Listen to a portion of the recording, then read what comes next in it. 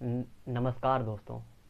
आइए आज के वीडियो में चर्चा करेंगे म्यूनिक सिक्योरिटी कॉन्फ्रेंस के बारे में। तो ये कॉन्फ्रेंस को ऑर्गेनाइज करने वाले जर्मन यूरोपियंस दोबारा या तो जयशंकर को या फिर जेडी वेंस को इनवाइट करने के बारे में सोचेंगे दोबारा, या फिर इस कॉन्फ्रेंस को ऑर्गेनाइज करने के बारे में सोचेंगे। इस जर्मनी के घर में ही घुसकर जो इन दोनों ने बखियाँ खोड़ी है ना जर्मनी की और यूरोपियन के हिपोक्रेसी की, ये जो बखियाँ खोड़ी है वो देखने लायक है। तो जेडी वेंस ने आपका देखिए इमिग्रेशन, डेमोक्रेसी, फ्री स्पीच के बारे में यूरोपियन का काला सच सामने रख दिया है। उनके प्रेसिडेंट को सामने आगे करना पड़ा कि आप कौन होते हो मेरे को बताने वाला कि हमें क्या करना है नहीं करना है। तो तुम कौन, तो यूरोपियन कौन होते हैं कि दूसरा को बताने वाला कि तुम्हें क्या करना है नहीं करना है। तो इसी बात को उन्होंने सामने रखा है और जयशंकर साहब ने भी सामने रखा कि तुम्हारे एम्बेसडर आके हमारे यहाँ क्या करते हैं, और उसका इंडियन एम्बेसडर तुम्हारे यूरोप में जाके उसका फ्रिक्शन ऑफ सेकंड क्या क्या तुम टॉलरेट कर पाओगे? अगर नहीं कर पाओगे तो तुम्हारा दोगलापन नहीं है तो और क्या है।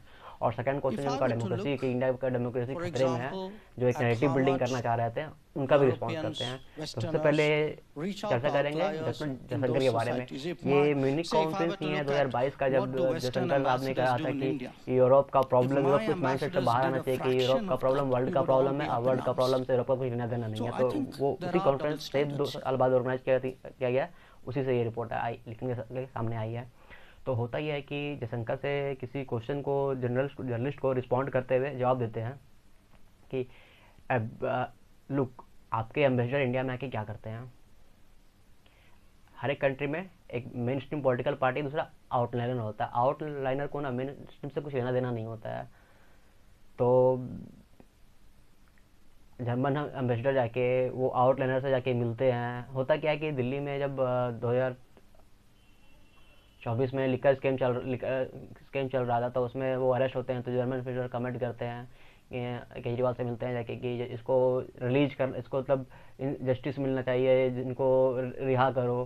भाई तुम कौन होते हो ये बोलने वाले? हमारे मैटर में कोर्ट का केस चल रहा है, कोर्ट में केस चल रहा है, करप्शन से रिलेटेड केस है। Let the court work, court को डिसाइड करने दो ना, इसमें सरकार क्या करेगी।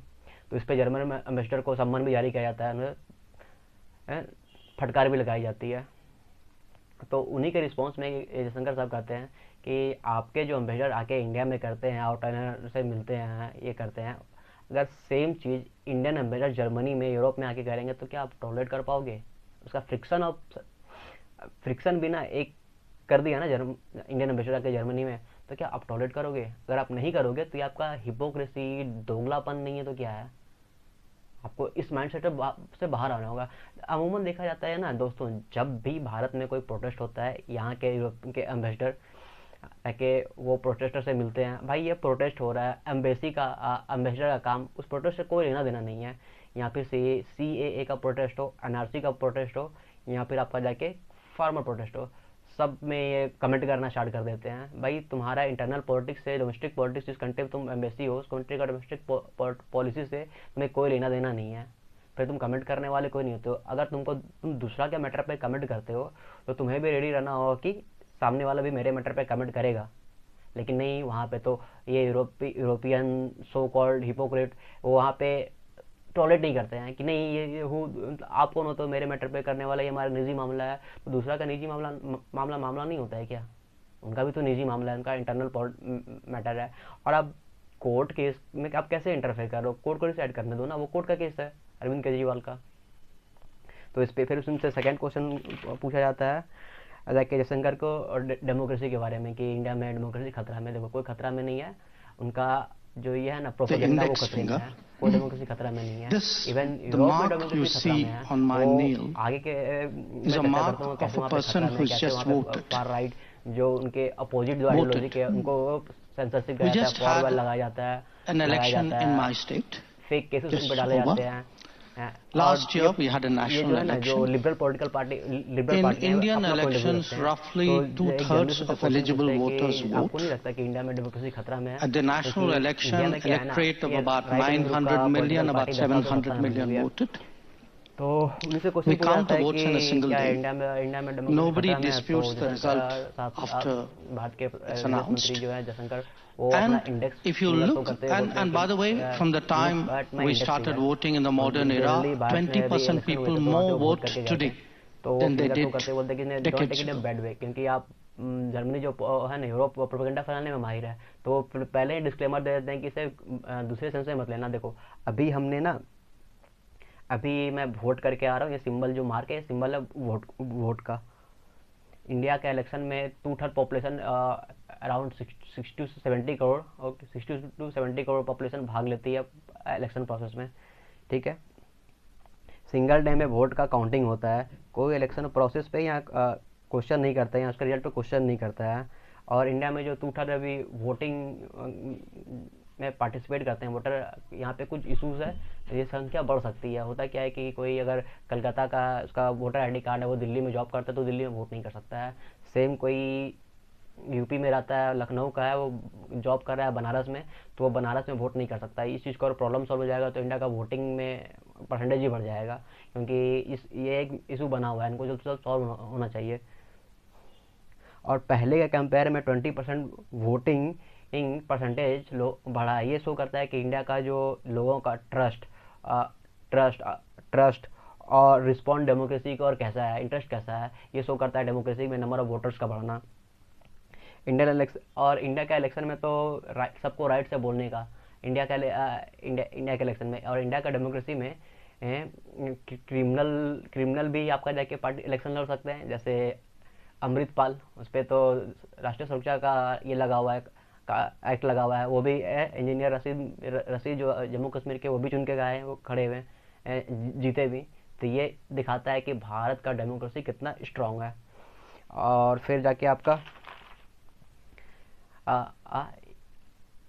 यूरोप, अब देखिए यूरोप में क्या होता है, यूरोप में वो अपना टाइप का जो विचारधारा है ना, वो उसको आगे रखते हैं कि भाई लिबरल की आगे रहे, बाकी दूसरा जो आइडियोलॉजी है आपका जाके राइट विंग है, उनको वो सेंसरशिप करते हैं और खुद दूसरा को आगे बोलते हैं कि भाई डेमोक्रेसी खतरा में यदि दूसरा का डेमोक्रेसी नहीं है, या आपका डेमोक्रेसी जो है ना, आपका सो कॉल्ड डेमोक्रेसी आपके कंट्री में वो खतरे में, क्योंकि आप लोगों ने वोट को अपने कंट्री को में वोट के लिए एक दूसरा साइड का आइडियोलॉजी को दबाते हो, उसे नेगेटिव पोर्ट्रेट करते हो।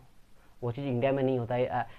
डेमोक्रेसी सर्टेन प्रिंसिपल पे काम करती है, डेमोक्रेसी का सर्टेन प्रिंसिपल होता है कुछ। आपका डेमोक्रेसी में सिर्फ वोट कर देना या डिस्ट्रीब्यूशन ऑफ पावर, ये ओनली 2 पॉइंट इनके नहीं है, 2 फीचर्स नहीं है, इनके मल्टीपल और फीचर्स हैं। डेमोक्रेसी में सबसे पहला होता है कि भैया गवर्नमेंट जो है ना, गवर्नमेंट वो लोग चुन के बनाएगी, और जो पावर है, पावर का कंसंट्रेशन एक आदमी के हाथों में नहीं होगा, डिस्ट्रीब्यूशन ऑफ पावर होगा। इसमें हर एक के पास सर्टेन पावर होगा, तो कोई डिक्टेटरशिप इसमें ना बन सके।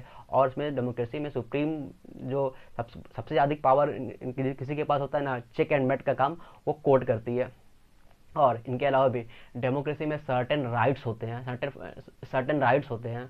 डेमोक्रेसी में कानून पार्लियामेंट बनाती है, वो सर्टेन राइट्स देती है, जैसे फ्रीडम ऑफ स्पीच हो गया, फ्रीडम ऑफ एक्सप्रेशन हो गया। ये इंटरनल पार्ट है डेमोक्रेसी का, जो कॉन्स्टिट्यूशन देती है। फ्रीडम ऑफ एक्सप्रेशन हो गया, फ्रीडम ऑफ स्पीच हो गया, राइट टू वर्शिप हो गया।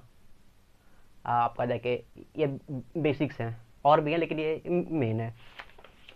तो फिर इनसे जब जेडी वेंस जो है यूएस के प्रेसिडेंट, वो अटैक करते हैं यूरोपियन पे फ्री स्पीच और इमिग्रेशन पे। होता है क्या कि अरे जर्मनी जो है ना, हमेशा प्रोपेगेंडा फैलाते हैं फ्री स्पीच इंडिया के बारे में, यूएस के बारे में। क्योंकि इंडिया और यूएस, इंडिया जो है वर्ल्ड का लार्जेस्ट डेमोक्रेसी है और यूएस वर्ल्ड का ओल्डेस्ट डेमोक्रेसी है। ये हम दोनों पे क्वेश्चन उठाते हैं, लेकिन खुद के घर में वो क्या कर रहे हैं यूरोप में, वो नहीं करते हैं। वो खुद सेंसरशिप कर रहे हैं, वो खुद लोकल जर्मन ब्रिटिश को वॉइस को सामने आने नहीं देते हैं। तो इसी पे आपका जाके जेडी वेंस वो बोलते हैं कि देखो आप जो सेंसरशिप कर रहे हो जर्मनी पे लोगों का राइट विंग का एरिया उनका फ्री स्पीच वायलेट कर रहे हो, उनके स्पीच को सेंसरशिप कर रहे हो, लोगों पे फेक क्रिमिनल केसेस डाल रहे हो। It is the most surefire way to destroy democracy. Certain point of view रखे, सर्टेन पॉइंट ऑफ सर्टेन चेहरा मीडिया में दिखाना चाहते हो, सर्टेन टाइप का आइडियोलॉजी सामने रखना चाहते हो, तो डेमोक्रेसी ऐसे काम नहीं करता। डेमोक्रेसी का सर्टेन प्रिंसिपल होता है, प्रिंसिपल पे डेमोक्रेसी काम करती है। जेडी वेंस एक्यूज करते हैं यूरोपियन लीडर को सेंसरशिप स्पीच, फ्री वॉल आपका हो गया। German main stream political party firewall use करती है अगेंस्ट अपना अपोनेंट के अगेंस्ट हो गया। एडीएफ के आवाज़ को फायरवॉल सेंसरशिप में लगाती है। ये कैसा डेमोक्रेसी और कैसा फ्री स्पीच है? जब आप अपोनेंट, जो आपका फार राइट है, एडीएफ क्या क्या चीज़ पे आपका जाके आपका विरोध करती है? एडीएफ विरोध करती है कि भाई यूरोप को, जर्मनी को यूरोप से, यूरोपियन यूनियन से बाहर आने के लिए, भाई जर्मन वैल्यू को आगे रखने के लिए। तो फार राइट क्या, तब अगर लोकल मुद्दे पे बात कर रहा है, उस मुद्दे पे बात कर रहा है, तो उस मुद्दे पे आप तो ध्यान डाइवर्ट करने के लिए उसको फार राइट का लेवल लगा देते हो डेमोक्रेसी में। तो ऐसा थोड़ी ना होता है, डेमोक्रेसी सबके लिए होता है। आप डेमोक्रेसी में बोलते हो कि जर्मन में कि your voice is doesn't matter. Democracy में एक सिंगल पर्सन है, वो अगर वो इन्फ्लुएंशियल है या नहीं है, उसका भी वॉइस मैटर करता है। आप उनके बैन को सेंसरशिप कैसे कर सकते हो? कैसे फारवर्ड को सेंसरशिप कर देते हो, उसका बैन को नेगेटिव आप पोर्ट्रेट करते हो? तो डेमोक्रेसी तो ऐसे रन नहीं करती। डेमोक्रेसी का सर्टन प्रिंसिपल होती है, सर्टन प्रिंसिपल पे वो रन करती है, और वो सारे प्रिंसिपल को तो आप वायलेट करते जा रहे हो। और जेडी वेंस का बात का इतना तीखा मिर्ची लगा है जर्मन चांसलर ओलफ सोल्ज को। उन्होंने खुद सामने से आके खड़ा होकर रिस्पॉन्स करता है कि it was not a right for others to tell what German and Europe what have to do. मतलब उनके प्रिंसिपल जो चांसलर है जर्मनी के, ओलफ सोल्ज, उनको खुद आगे करना पड़ता है कि ये अदर को बोलने का अधिकार नहीं कि जर्मनी को, यूरोप को क्या करना चाहिए। और माइग्रेशन को भी लेके भी यूरोप में बहुत बड़ा इशू चल रहा है। तो यूरोप में क्या हो रहा है ना कि फ्री स्पीच आप मतलब ये जेडी वेंस ही है ना, जो उन्होंने रेडिकल इस्लाम के बारे में ओपन बात किया था। कि इन्होंने ब्रिटेन को बोला था कि आप, जो ब्रिटेन है ये पहला इस्लामिक कंट्री है इसके पास न्यूक्लियर वेपन है। क्योंकि आप जब ब्रिटेन जाओगे, ब्रिटेन में आप क्या है कि आप वहाँ के लोकल ब्रिटिश, आप पब्लिक प्रेयर में प्रेयर नहीं कर सकते हैं। आपका जाके कोई जो प्रेयर नहीं कर सकते हैं। आप बाइबल को जलाते हो और पब्लिक प्लेस पे तो कुछ नहीं होगा, लेकिन आप कुरान को जलाते हो तो आप पे हेट स्पीच, वायलेंस फैलाने का कोई केस दर्ज हो जाता है। नमाज पढ़ने पे, वहाँ पे कोई पब्लिक में नमाज पढ़ने, अजान देने पे कोई मतलब फ्री दिया जा सकता है, लेकिन कोई एक लोकल ब्रिटिश क्रिश्चियन वहाँ पे जाके अगर प्रेयर करता है, उन पर केस लग जाता है। तो इसी सब मुद्दा को लेके तो वहाँ का, इस तरह का एक देश में दो कानून होगा, उनके ही लोगों को दबाया जाएगा, तो वहाँ के तो लोकल जो ब्रिटिश हैं वो तो अपोज करेंगे ही। तो वहाँ पे टॉमी रॉबिन्सन जो विरोध करते हैं, उनको फार राइट का तमगा देके उनके उन पे फेक केसेस डाल दिया जाता है, उनके पासपोर्ट तक जब करने की कोशिश करती है। तो ऐसे तो डेमोक्रेसी काम नहीं करती है ना। डेमोक्रेसी में सबको इक्वल राइट्स होता है। सबका वॉइस मैटर करता है। आप किसी एक का वॉइस तो दबा नहीं सकते हो। आप सर्टेन अपना पॉइंट ऑफ व्यू आप सबके सामने रखोगे, सर्टेन का पॉइंट ऑफ व्यू, इसको आप नेगलेक्ट करोगे, इस पर सेंसरशिप करोगे, ऐसे डेमोक्रेसी काम नहीं करती है। तो उसी पे आपको जो फ्री स्पीच का बात तो करती है, लेकिन जब जो एक्स जो प्लेटफॉर्म है वो सबसे बड़ा फ्री स्पीच का प्लेटफॉर्म है, उनको यूरोप बैन करने का बात करती है। तो इसी पे आपका जाके जेडी वेंस बोलते हैं कि देखो, अगर तो भाई फ्री स्पीच के बारे में जेडी वेंस बोलते हैं कि आप फ्री स्पीच का बात करते हो, सबसे बड़ा प्लेटफॉर्म जो आपका जाके एक्स है, आप एक्स को बैन करने का बात कर रहे हो, क्योंकि वहाँ पे आपको क्रिटिसिज्म फेस करना पड़ रहा है, आप नहीं चाहते कि आपको कोई क्रिटिसाइज करे। तो आप यूरोप में एक्स को बैन करने का बात कर रहे हो। अगर जो आपका क्लाइमेट एक्टिविस्ट जो थी आपकी जाके ग्रेटा थनबर्ग को यूएस 10 साल बर्दाश्त कर सकता है, तो आप भी कुछ टाइम यूरोप और जर्मनी एलन मस्क को बर्दाश्त कर सकता है। 10 साल सर्वाइव कर सकता है जर्मन डेमोक्रेसी हो गया, यूएस डेमोक्रेसी सर्वाइव कर सकती है, तो जर्मन डेमोक्रेसी भी एलन मस्क को सुनकर सर्वाइव कर सकती है।